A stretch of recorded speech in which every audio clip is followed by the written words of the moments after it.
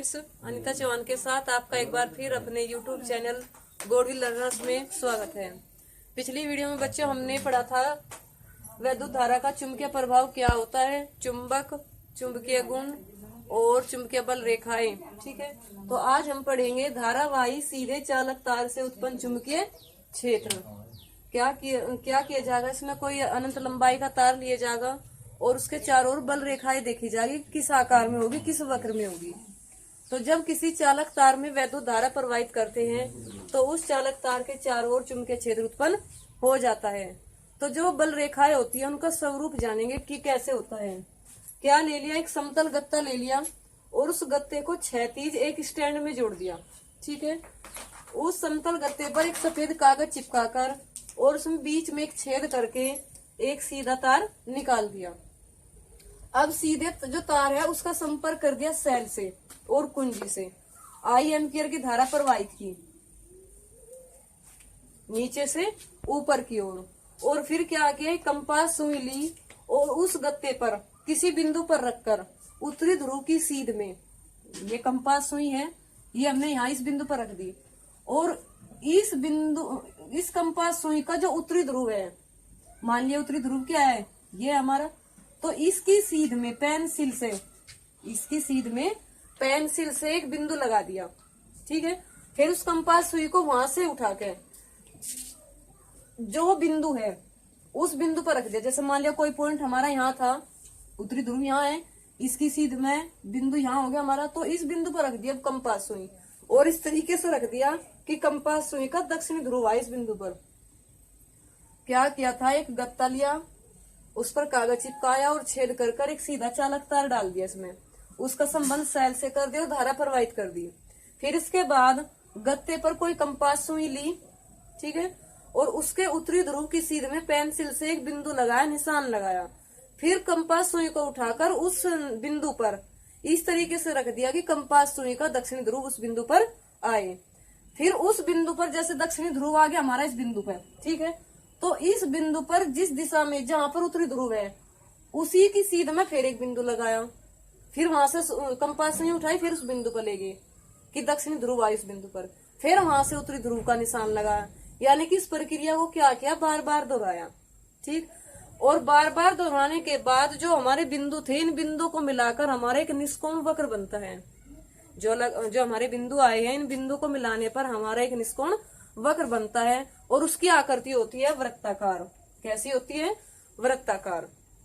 ठीक है, तो पहले तो हमने क्या किया, इस तार के पास करा, फिर दूर दूर करा, तो क्या हुआ, हमारा जो वक्र बनता है वो कैसा बनता है, वृत्ताकार बनता है। तो इससे हमें क्या पता चला कि सीधे धारावाही तार की जो चुंबकीय बल रेखाएं होती है तार के चारों ओर क्या होती है, वृत्ताकार होती है और उसका केंद्र कहाँ होता है, तार पर। जो बल रेखाएं आई है हमारा, उसका केंद्र कहाँ होता है, तार पर। ठीक है, अब आता है हमारा वृत्ताकार धारावाही कुंडली के कारण चुंबकीय क्षेत्र। वृत्ताकार धारावाही कुंडली के कारण चुंबकीय क्षेत्र, तो इसके लिए क्या किया, एक मोटा तार ले लिया, ये वाला एक मोटा तार ले लिया और उसे वृत्ताकार कुंडली के रूप में मोड़कर एक क्षैतिज गत्ते के दो सुराखों से निकाल दिया।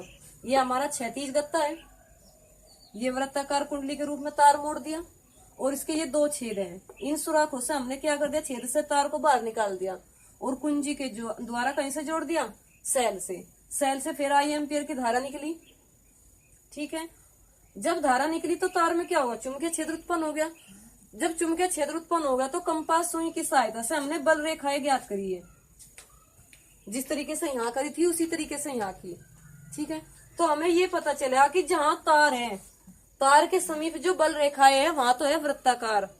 तार के समीप जो बल रेखाएं हैं वे कैसी हैं, वृत्ताकार। जैसे जैसे तार से दूर होती गई बल रेखाएं, वे क्या होती गई, उनका जो वक्र होता गया वो कम होता चला गया, उनका जो व्यास है, ठीक है, कहीं कम कहीं ज्यादा है, और केंद्र पर जाकर वे बल रेखाएं एक दूसरे के समांतर हो जाती है और एक दूसरे के लंबवत भी हो जाती है।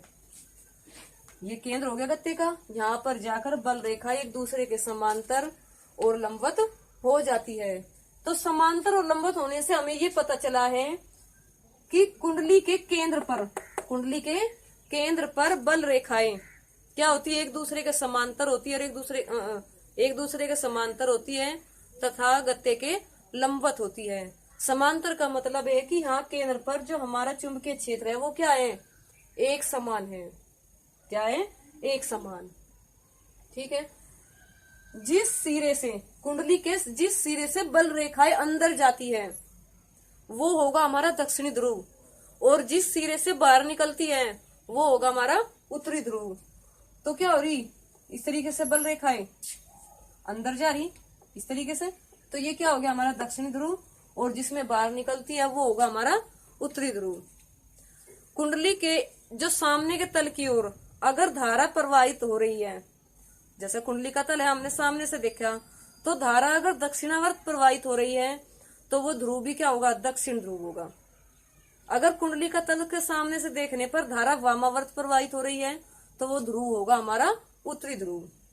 अब आता है धारावाही परिनाली के कारण उत्पन्न चुंबकीय क्षेत्र। परिनालिका क्या होती है, जैसे हमने कार्डबोर्ड का एक गत्ता ले लिया, ये कार्डबोर्ड हो गया हमारा वृत्ताकार, ठीक है, या बेल, ये कार्डबोर्ड हो गया, कैसा है ये, बेलन के आकार का है। अगर हम इस पर तांबे के तार लपेट दें तो ये क्या हो जाएगी, हमारी परिनालिका हो जाएगी। तो इसी प्रकार हमने क्या लिया, एक समतल गत्ता ले लिया और इस समतल गत्ते में तांबे के मोटे तार से सुराख के द्वारा जो है निकाल कर एक परिनालिका बना ली।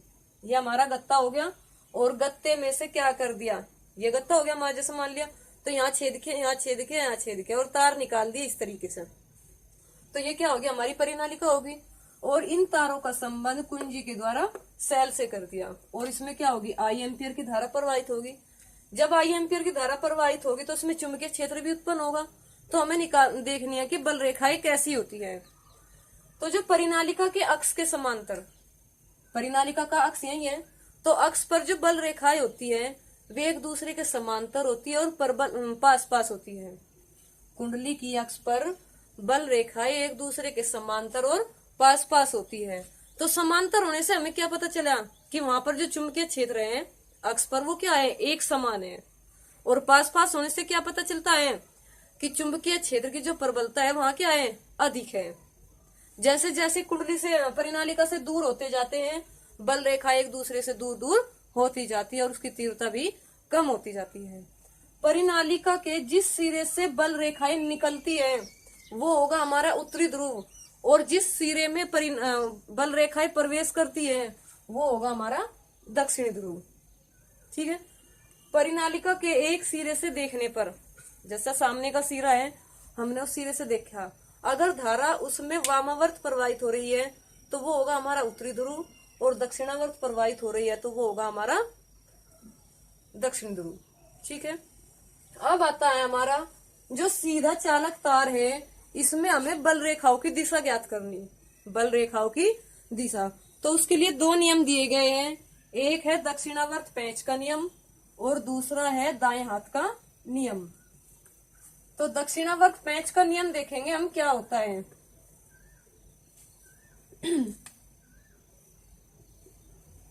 दक्षिणावर्त पेंच का नियम, दक्षिणावर्त पेंच का नियम क्या है, यदि हम पेंचकस को अपने दाएं हाथ में पकड़े तो पेंच को कसते समय, जो पेंच को कसते समय पेंचकस की जो नोक होती है वो धारा की दिशा में होती है, और पेंच को घुमाते समय जो अंगूठे के घूमने की दिशा होगी वो दिशा होगी हमारी चुंबकीय बल रेखाओं की दिशा।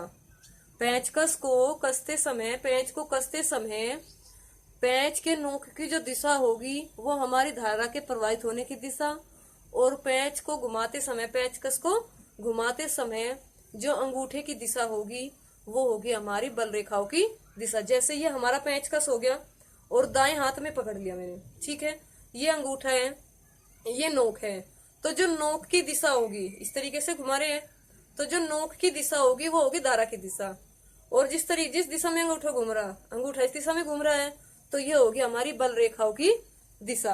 अब आता है दाएं हाथ का नियम। क्या आता है, दाएं हाथ का नियम। हमने क्या किया, दाएं हाथ में कोई चालक तार ले लिया, ये चालक तार है, ये हमारा दाएं हाथ हो गया। ठीक है, तो जब हम चालक तार को अपने दाएं हाथ में पकड़ते हैं तो जो अंगूठे की दिशा है वो होगी धारा की दिशा, और जब अंगूठा धारा की दिशा है तो जो मुड़ी हुई उंगलियां है, लिपटी हुई उंगलियां है, वो होगी हमारी बल रेखाओं की दिशा। यदि हम किसी चालक तार को इस प्रकार पकड़ते हैं कि उस पर उंगली लिपटी हुई हो और अंगूठा क्या हो, धारा की दिशा को प्रदर्शित करे, तो लिपटी हुई उंगलियां चुंबकीय बल रेखाओं की दिशा को प्रदर्शित करती है। ठीक है, तो जो आज का हमारा टॉपिक है यही समाप्त होता है। कल हम एक नए टॉपिक को पढ़ेंगे। बच्चों, आप हमारे चैनल को अधिक से अधिक सब्सक्राइब कीजिए और हमारी वीडियोज को लाइक कीजिए और शेयर कीजिए।